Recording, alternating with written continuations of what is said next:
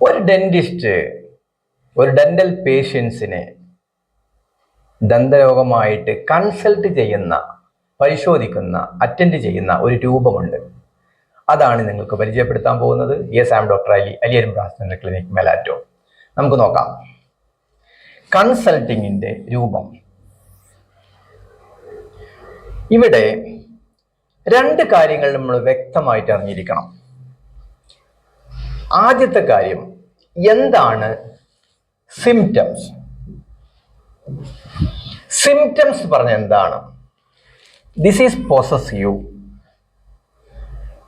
ഡെന്റിസ്റ്റിന്റെ മുന്നിലിരിക്കുന്ന, അലി ഡോക്ടറെ മുന്നിലിരിക്കുന്ന ഈ വ്യക്തി അലി ഡോക്ടറോട് പറയുന്ന കാര്യങ്ങളാണ് സിംറ്റംസ്. അത് വേദനയാവാം, മോണയിൽ നിന്ന് രക്തം വരുന്നതാവാം, മറ്റ് അസുഖങ്ങളുടെ ഭാഗം, വയറുവേദന, ദേഹത്തിൽ ചൂട്, എനിക്ക് വീക്കം, രാത്രി ഉറങ്ങാൻ പറ്റുന്നില്ല, ഇതെല്ലാം എന്താണ്? സിംറ്റംസ് ആണ്. സിംറ്റംസ് എന്ന് പറഞ്ഞു കഴിഞ്ഞാൽ ഇറ്റ് ഈസ് പൊസസീവ്. ആ വരുന്ന വ്യക്തി പറയുന്നത് എല്ലാ കാര്യങ്ങളും എന്താവാണ്? സിംറ്റംസ് ആണ്. ഇനി എന്താണ് സയൻസ്? ആദ്യം ഡെന്റൽ സർജൻസ് നോക്കുന്നത് ഈ സിംറ്റംസ് ആണ്.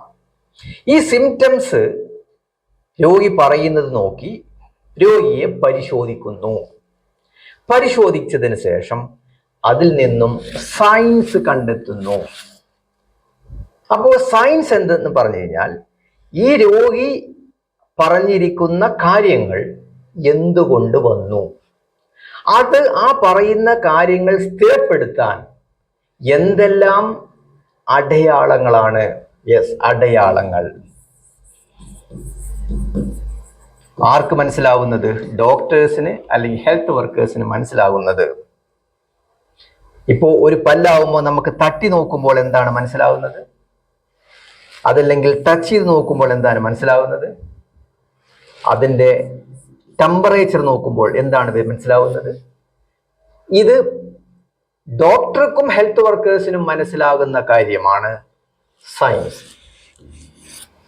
ഈ രണ്ട് കാര്യങ്ങൾ വന്നാൽ മൂന്നാമത്തെ പോയിന്റാണ് ഇൻവെസ്റ്റിഗേഷൻ. ഈ പറയുന്ന സയൻസും ഈ പറയുന്ന സിംറ്റംസും വെരിഫൈ ചെയ്യാൻ investigation. We are depending other sources. For example blood examinations, x-rays, പല കാര്യങ്ങളും നമ്മൾ ഈ സയൻസും സിംറ്റംസും നോക്കി നമ്മൾ ഫൈനൽ ഇതിനകത്ത് എത്തിപ്പെടാൻ പറ്റാവുന്ന ഇൻവെസ്റ്റിഗേഷനിലോട്ട് പോകണം. എന്നിട്ടേ നമുക്ക് എന്താണ് ഒരു റിയൽ ഡയഗ്നോസിങ്, എന്താണ് കാര്യമെന്ന് നമുക്ക് മനസ്സിലാവുള്ളൂ. ഇവിടെ നമുക്ക് മനസ്സിലാക്കേണ്ടത് സാധാരണ വരുന്ന പ്രശ്നം, അലി ഡോക്ടർ എനിക്ക് തണുത്ത വെള്ളം തട്ടുമ്പോൾ പല്ലില് ഒരു ബുദ്ധിമുട്ട്. അതിന് തരിപ്പ്, കോച്ചൽ, പല ഭാഷയിലും പല ഉപയോഗം. റിയലി നമുക്ക് പറയാം ഒരു ബുദ്ധിമുട്ട്. ഈ കണ്ടീഷൻ വന്നാൽ ആ സ്റ്റേജിലാണ് നമ്മൾ താൽക്കാലികമായ ഫില്ലിംഗ് വെച്ചിട്ട് ടെസ്റ്റ് ചെയ്യുന്നത്. അവർക്ക് തന്ന ഈ ബുദ്ധിമുട്ട് എത്രമാത്രം ആ പല്ലിന് ഇൻവോൾവ്മെന്റ് ആയിട്ടുണ്ട്, പ്രശ്നമായിട്ടുണ്ട് എന്ന് വെരിഫൈ ചെയ്യാൻ വേണ്ടി TF വെക്കുന്നു. ചില വിദ്വാൻമാർ ധരിച്ചിരിക്കുന്നത് ഈ TFോടുകൂടെ അവരുടെ പ്രശ്നം തീർന്നു എന്നുള്ളതാണ്. ആ കോമഡി അടുത്ത് ഞാൻ പറയാം. രണ്ടാമത്തതാണ് ചുടുവെള്ളം തട്ടുമ്പോൾ പല്ലിന് ബുദ്ധിമുട്ട് അനുഭവപ്പെടുന്നു.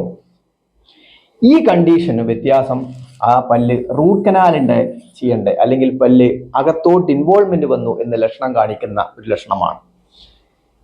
പിന്നെ നിൽക്കാത്ത വേദന, ഉറങ്ങമുണ്ടാവുന്ന വേദന, ഇതെല്ലാം കണക്കിലാക്കുന്നത് ആ പല്ല് നോർമൽ ട്രീറ്റ്മെന്റ് ഫില്ലിംഗ് നടക്കില്ല, അഡ്വാൻസ് ട്രീറ്റ്മെന്റ് ആയ RCTയിലോട്ടും ക്രൗണിലോട്ടും പോകേണ്ടി വരും.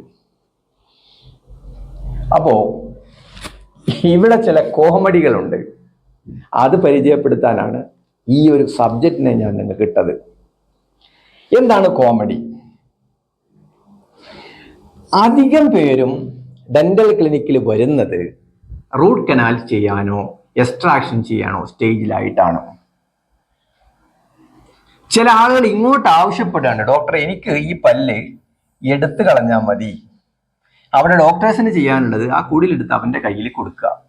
കാരണം അവനറിയാം ട്രീറ്റ്മെന്റ്, അവനറിയാം ഡയഗ്നോസിസ്. അവിടെ ഒരു പ്രാക്ടീഷണറിന് ഒരു സാധ്യതയില്ല. He know it.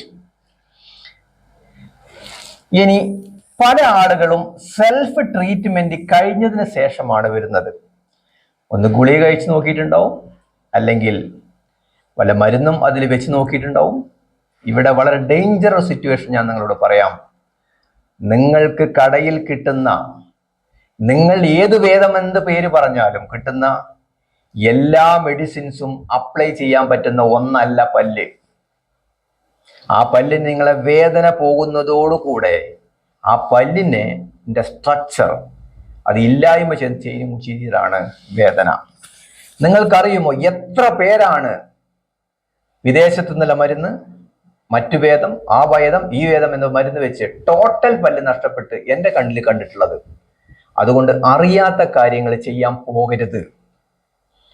ഞാൻ നേരത്തെ പറഞ്ഞ പോലെ, before asking A question you should know whether the person is qualified or eligible to answer your question and answer your solution. Whether the person is eligible to answer, നിങ്ങൾ ചോദിക്കുന്ന ചോദ്യം answer ചെയ്യാൻ നിങ്ങൾ ചോദിക്കപ്പെടുന്ന വ്യക്തി പ്രാപ്തനാണോ എന്ന് നിങ്ങൾ ചിന്തിക്കണം. ഇല്ലെങ്കിൽ നിങ്ങൾക്ക് നഷ്ടപ്പെടുന്നത് നിങ്ങളെ പല്ല് മൊത്തത്തിൽ നിങ്ങൾക്ക് പോകും.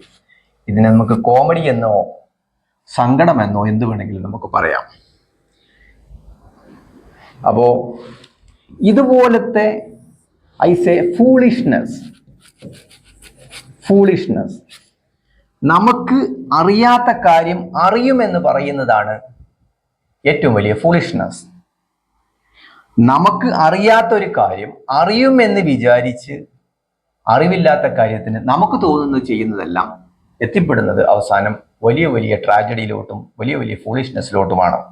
Yes, I am doctor Ali Arimbras dental clinic, Melattur. എൻ്റെ വീഡിയോ ശ്രദ്ധിച്ച് എല്ലാവർക്കും സ്പെഷ്യൽ താങ്ക്സ്. പ്രത്യേകിച്ച് ആ കോമഡി കേട്ട ആളുകൾക്ക് താങ്ക് യു.